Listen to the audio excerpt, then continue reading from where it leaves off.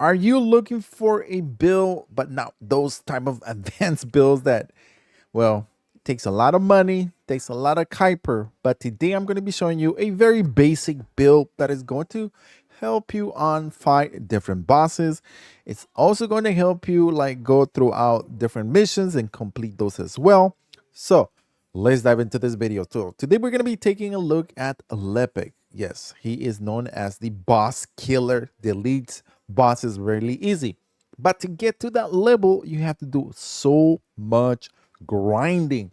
Eventually, you need to get the ultimate, but today we're just going to be focusing on the basic one. So as you were able to see here in the footage, this build here is smacking. We got over 37 million in damage, and we were able to take down the third hardest boss in the difficulty hard mode. So let's dive and let's continue, and I'll show you guys the different type of mods that I have for this Lepic, and also a lot what you can improve. So let's take a look at this basic build. I call it basic. One reason in particular is that this is the one that you get right off the bat once you start the game. And eventually, if you want a very high end DPS boss killer, which we'll be bringing to you guys very soon, but I felt like not a lot of you guys are there yet. So we're going to be taking a look at the different type of modules and what you need to do. Now, first, let's take a look at this one here that we're taking a look at here. In this one, I was able to do a 37 million damage on with three people taking care of the third hardest boss, which is the Devourer. Now, I was able to use the following. So we're going to be taking care of use, as you can see, is this one's going to be a skill sight and also skill concentration. As you're able to see there, those are not fully leveled up because, as you can see, I am only 75 out of 75, and I feel that that is where a lot of you guys are. So let me take a look at the module settings so you can see that I'm not lying to you and not trying to trick you. But as you're able to see there, look at that, only 2 slots, which is what already comes with. So after this, what I did is the following. I focus on fire specialist because that is going to fully raise my fire skill power, which what is Lepic eats off, I could say. Then we have a little bit increment on the emergency measures. This one's going to raise your skill critical hit rate and also skill critical hit damage. But we went ahead and did a couple more tunes to this build, and we are able to use to maximize power. This one overall is going to increase your skill power modifier by, you're able to see there, by 96.1, but it's going to also help you on your cooldown, which is what we need. Then on top of this, we're also using the MP accelerin because we need to be able to use our fourth skill, which is going to be this one. This one is the overkill, and it's very important that you are able to raise this the much as you can, because that is going to help you do a lot of DPS. And then we also have a skill duration to be able to use our fourth skills a little bit more.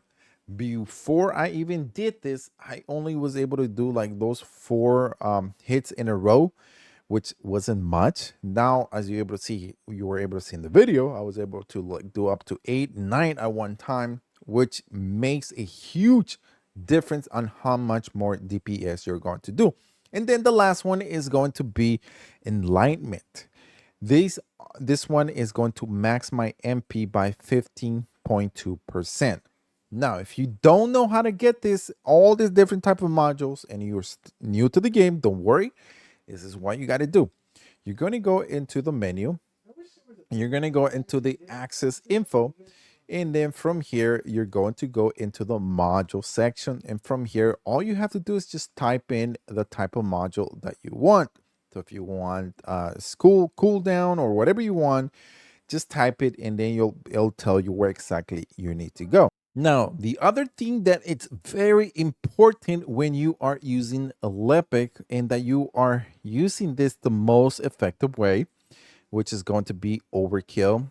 It goes really well with its second active skill, which is overclock. Once you use overclock, you are able to inflict burn on your damage output. So in this case, as you're able to see there, I was able to increase my skill power to a lot more damage.